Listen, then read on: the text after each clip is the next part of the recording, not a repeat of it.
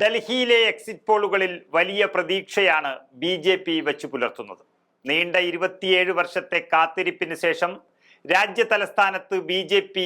അധികാരത്തിന്റെ വക്കിലെത്തി നിൽക്കുകയാണ്. കഴിഞ്ഞ തെരഞ്ഞെടുപ്പുകളിലൊന്നും കൃത്യത പാലിക്കാത്ത എക്സിറ്റ് പോളുകളിൽ വിശ്വസിക്കരുത് എന്നും എ.പി. കരുത്തുകാട്ടുമെന്നാണ് ആ പാർട്ടി പറയുന്നത്. അതേസമയം കോൺഗ്രസും ചെറിയ രീതിയിലുള്ള ചലനം സൃഷ്ടിക്കുമെന്ന് ചില എക്സിറ്റ് പോളുകൾ പറയുന്നുണ്ട്. ഒരു സീറ്റ് കിട്ടിയാൽ അത് തന്നെ ഭാഗ്യം. എന്തായാലും നിയമസഭാ തെരഞ്ഞെടുപ്പിലേക്കുള്ള വോട്ടെടുപ്പ് പൂർത്തിയായി കഴിഞ്ഞിരിക്കുന്നു. 48 മണിക്കൂറിനുള്ളിൽ ഫലം വരുമ്പോൾ എക്സിറ്റ് പോളുകൾ വീണ്ടും പാളുമോ എന്ന വലിയ ചോദ്യത്തിനുള്ള ഒരു ഉത്തരം കൂടിയാണ് ലഭിക്കുന്നത്.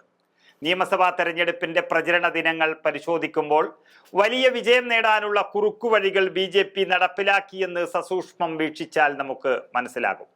വലിയ ജനപിന്തുണയോടെ കഴിഞ്ഞ 3 തെരഞ്ഞെടുപ്പുകളിലും അധികാരത്തിൽ വന്ന എ.പി. സർക്കാരിന് ഭരണഘടന ഉറപ്പു നൽകുന്ന സ്വയംഭരണാധികാര അവകാശങ്ങളോടെ ഭരണനിർവഹണത്തിനുള്ള അവസരം നിഷേധിക്കാൻ ഏത് ഹീനമാർഗങ്ങളും അവലംബിക്കാൻ മോദി ഭരണം മടിച്ചിരുന്നില്ല എന്നതാണ് സത്യം.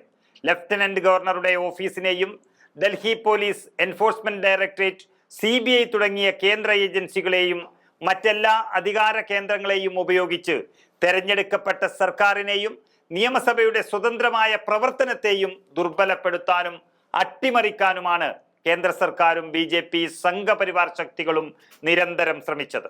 തെരഞ്ഞെടുപ്പ് പെരുമാറ്റച്ചട്ടങ്ങൾ അപ്പാടെ കാറ്റിൽ പറത്തി കേന്ദ്ര ബജറ്റ് എന്ന ഭരണഘടനാ പ്രക്രിയയെ പോലും ജനവിധിയെ സ്വാധീനിക്കാനും അട്ടിമറിക്കാനും ദുരുപയോഗം ചെയ്യാമെന്നും തെരഞ്ഞെടുപ്പ് പ്രചരണത്തിന്റെ അവസാന ഘട്ടത്തിലും പ്രധാനമന്ത്രി മോദി ഡൽഹിയിൽ കാട്ടിത്തന്നതാണ്. ഡൽഹി വോട്ടർമാരിൽ വലിയൊരു ശതമാനത്തെ പ്രതിനിധീകരിക്കുന്ന മധ്യവർഗ വിഭാഗത്തെ പ്രതിനിധീകരിക്കുന്ന സർക്കാർ ഉദ്യോഗസ്ഥരെ ലക്ഷ്യം വെച്ചുകൊണ്ടാണ് ബജറ്റ് പ്രഖ്യാപനത്തിലെ ആദായ നികുതി ഇളവുകളെന്ന് പ്രധാനമന്ത്രി തന്നെ തെരഞ്ഞെടുപ്പ് പ്രചരണ വേളയിൽ പ്രഖ്യാപിക്കുന്നുണ്ട്. അഴിമതിയിൽ മുങ്ങി നിന്ന് ആം ആദ്മി പാർട്ടിയുടെ എല്ലാ ന്യൂനതകളും കൃത്യമായി അവിടെ വിനിയോഗിക്കാൻ ബി.ജെ.പിക്ക് സാധിച്ചിട്ടുമുണ്ട്. കേന്ദ്രത്തിൽ അധികാരത്തിലിരിക്കുന്ന സർക്കാർ എന്ന പേരിൽ ഡൽഹിയിലെ ഭരണ സംവിധാനം പൂർണ്ണമായും ബി.ജെ.പി. വിനിയോഗിക്കുകയും ചെയ്തതാണ് അവിടെ എ.പി.യുടെ കരുത്ത് ചോർത്തിയത് എന്ന് കാണാം. എക്സൈസ് അഴിമതി ആരോപണം, അനധികൃത സ്വത്ത് സമ്പാദനം, പ്രഖ്യാപിത ആദർശങ്ങൾക്ക് വിരുദ്ധമായ ആർഭാടങ്ങൾ, വാഗ്ദാനങ്ങൾ നിറവേറ്റുന്നതിൽ സംഭവിച്ച ഗുരുതരമായ വീഴ്ചകൾ തുടങ്ങിയവയെല്ലാം എ.പി. സർക്കാരിന്റെയും നേതാക്കളുടെയും പ്രതിച്ഛായക്ക് ഗണ്യമായ മങ്ങലേൽപ്പിച്ചു.